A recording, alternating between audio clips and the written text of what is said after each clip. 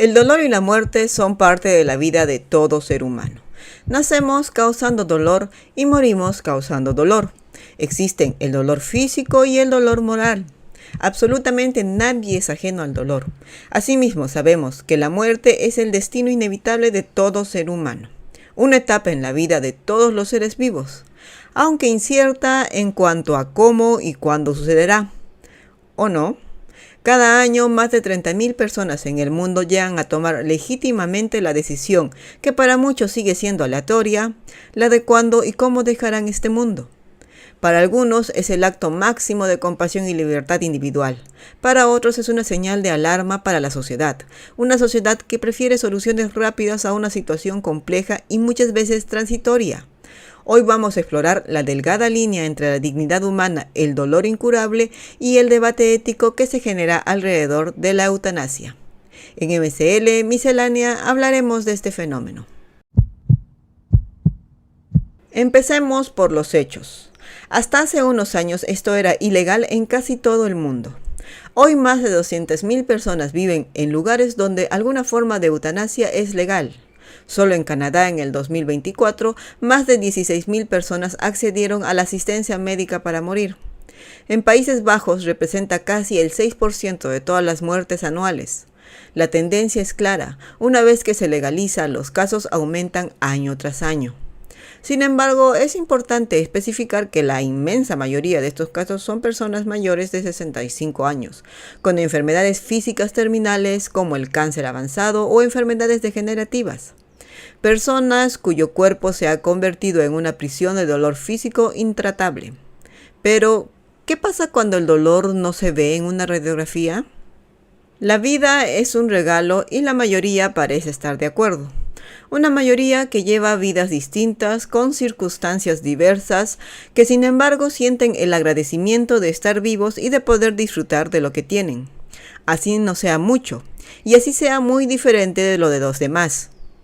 Pero está el otro lado de la moneda. Aquellas personas que sienten que la vida está llena de sufrimiento y cargas tan pesadas que les impide levantarse. Entonces, ¿puede el sufrimiento realmente dejarnos sin esperanza? ¿Qué es el sufrimiento y qué lo diferencia del dolor? Hay una frase clásica que podría explicar esto de forma simple. El dolor es inevitable, pero el sufrimiento es opcional. El dolor es un mecanismo de supervivencia, una alarma que tu sistema nervioso envía a tu cerebro para avisarte de que algo anda mal. Una herida, una quemadura, una enfermedad. Por otra parte, el sufrimiento es una experiencia subjetiva y consciente que surge ante pérdidas, enfermedades, miedos o frustraciones, y tiene una carga fuerte emocional. Ciertamente se pueden sentir los dos al mismo tiempo. Por ejemplo, te rompes una pierna, sientes el dolor de la fractura y la inflamación, pero también sientes el sufrimiento al pensar cosas como: esto es injusto, ¿por qué me pasan estas cosas a mí? ¿Qué voy a hacer si me quedo cojo? Etcétera, etcétera. Ahora, aquí es donde el debate se vuelve increíblemente complejo. En los últimos años, países como Holanda, Bélgica y España han empezado a aprobar la eutanasia para personas cuyo sufrimiento principalmente es psicológico o psiquiátrico.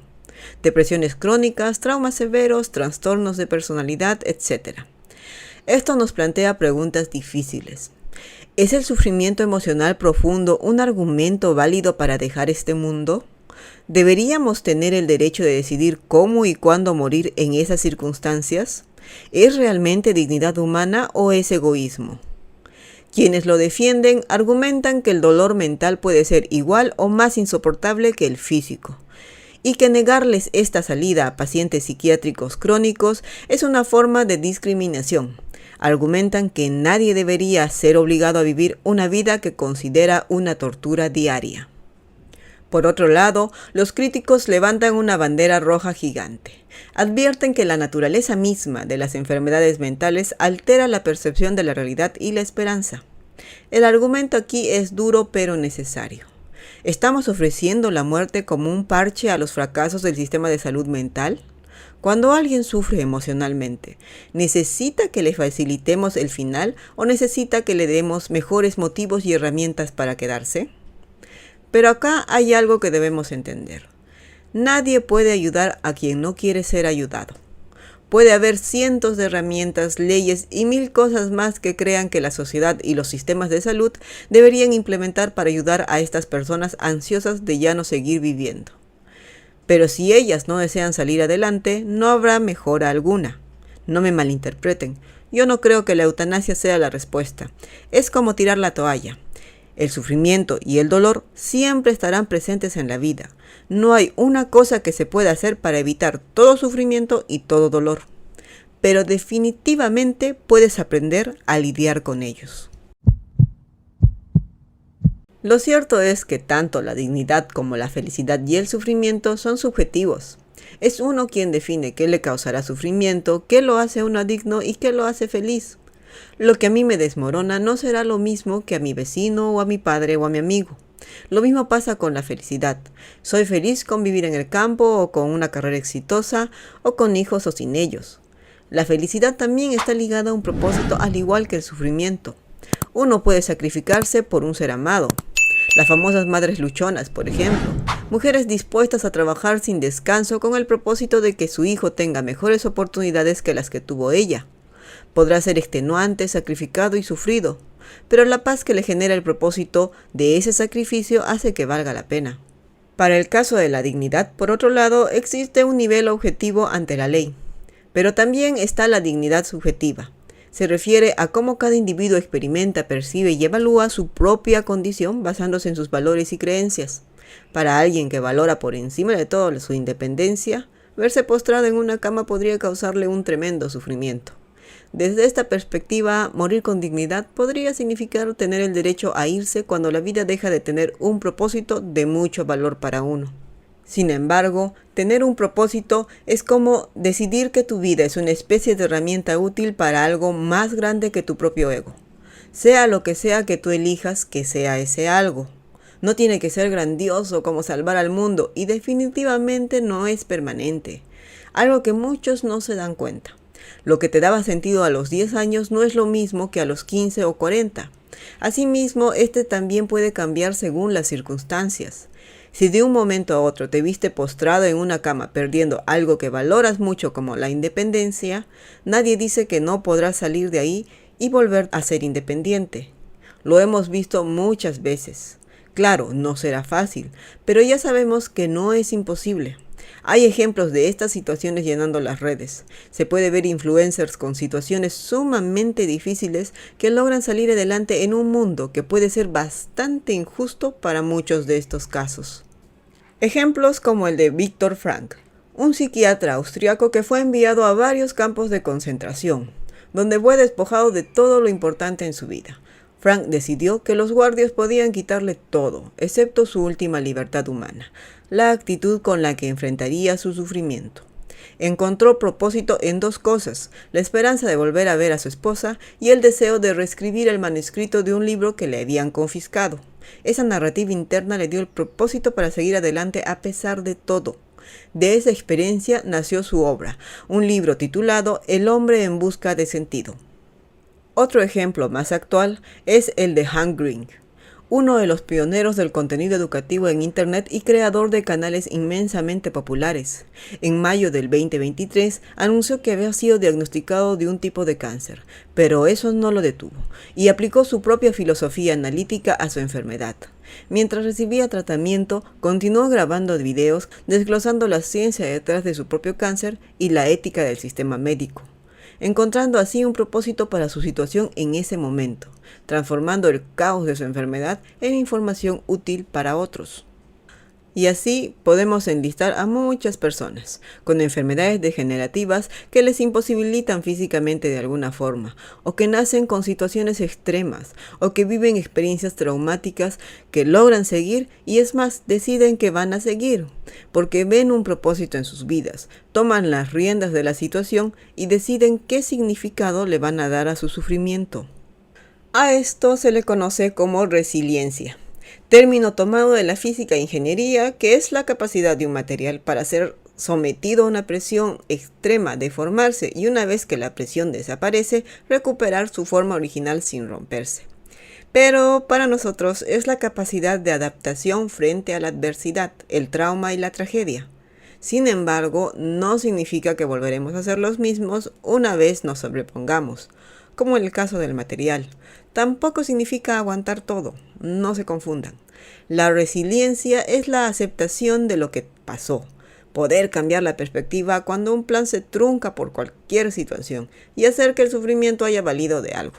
Básicamente darle a este un significado más amplio. La resiliencia es a menudo la línea que separa a quienes encuentran una manera de convivir con su tragedia de quienes sienten que la única salida es abandonar el juego. Noelia Castillo Ramos tenía 25 años cuando el pasado 26 de marzo del 2026 recibió la eutanasia en Barcelona. Su infancia no fue para nada ideal. Sus padres tenían problemas de adicciones, se divorciaron y perdieron la casa. A los 13 años, Noelia quedó bajo la tutela del Estado y pasó gran parte de su niñez y juventud en centros de menores y residencias para jóvenes vulnerables. Ya adolescente, empezó a consumir estupefacientes, presentar problemas mentales y también llegó a pasar violencia sexual por su entonces novio y otros individuos que nunca pudieron ser identificados ya que el hecho no fue denunciado. El 4 de octubre del 2022, Noelia, de 21 años, se lanzó desde un quinto piso, pero sobrevivió. Sin embargo, quedó con una paraplegia irreversible. Gente, este no fue el primer intento de suicidio de Noelia, pero sí el que le dejó más secuelas. Ella alegaba soledad y que nunca se sintió entendida. Además, dijo textualmente, antes de pedir la eutanasia, veía mi mundo muy oscuro. No tenía ni metas ni objetivos y sigo sin tener metas ni objetivos. No me gusta nada. ¿Por qué camino va el mundo? ¿Va la sociedad? El mundo no me gusta nada y yo prefiero desaparecer. No critico su sufrimiento. Efectivamente, su vida, como la de muchos, fue complicada. Sin embargo, ella misma lo dice, que preferiría desaparecer porque el mundo no le gusta. Y sumándole a eso, vivía sin metas ni objetivos. O sea, no hubo un propósito en su vida que la sacara de esa negra imagen que tenía del mundo. No voy a empezar a analizar e intentar siquiera entender lo que sentía, porque si bien es cierto el mundo puede ser a veces desalentador, no vives para el mundo. Sí, puedes hacer grandes cosas por el mundo, pero no depende de una persona ni es obligación de una persona que éste cambie. A pesar de la tragedia que arrastraba, Noelia era bastante activa. Ella misma lo reconocía. No vivía postrada en una cama, se duchaba, se maquillaba y se organizaba sola. Acciones que nosotros hacemos en piloto automático, pero que para miles de personas en situaciones límite sería un milagro. Recuperar ese mínimo de movilidad, tener el cuerpo entero, poder articular palabras o simplemente salir al sol. Para muchos, la vida de Noelia no sería un castigo, sería un privilegio. Y aquí es donde la realidad nos confronta. Si el sufrimiento es una interpretación netamente subjetiva dictada por nuestras circunstancias, ¿hasta qué punto vas a dejar que el dolor tome el volante y decida el rumbo de tu existencia? Sin embargo, para Noelia, lamentablemente, esas no fueron razones suficientes para continuar con vida. En abril del 2024 pidió formalmente la eutanasia. Cumplía con todos los requisitos de la ley española. Su padre se negó a dejarla ir. Apeló la decisión en 5 instancias diferentes, llegando incluso al Tribunal Europeo de Derechos Humanos. Alegaba que Noelia no estaba en condiciones mentales para decidir algo tan grave. Eso retrasó casi 2 años el proceso. Por otro lado, su madre intentaba desesperadamente sacarla del abismo.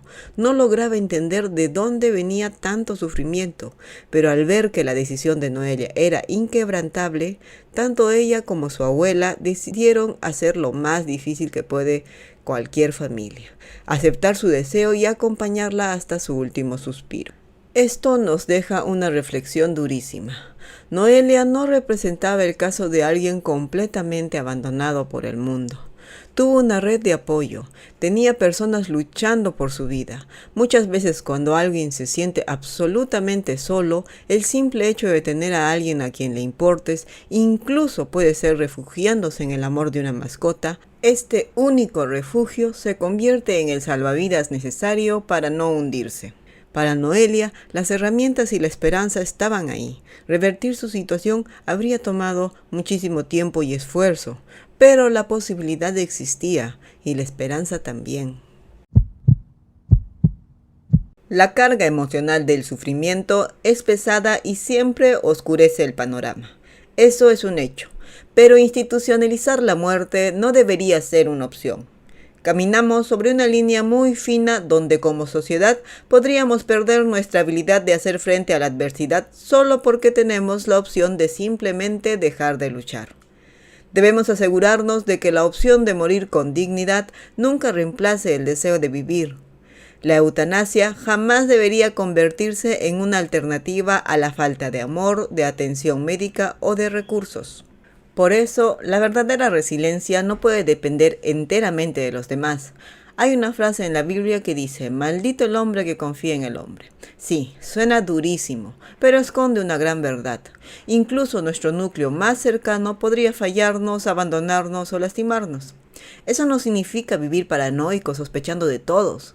Significa caminar con los pies en la tierra, entender que las personas se equivocan. Si asimilas esto, cuando alguien te falle, no te tomará por sorpresa, porque existía la posibilidad, por más pequeña que ésta fuera. Obviamente deseamos que nunca pase, pero otra vez, somos solo humanos. Así que cuando en situaciones adversas la gente que esperas te dé la mano no lo haga por cualquier motivo, no te desmorone, no dependas al 100% de nada ni de nadie, para que siempre conserves la fuerza de levantarte por ti mismo.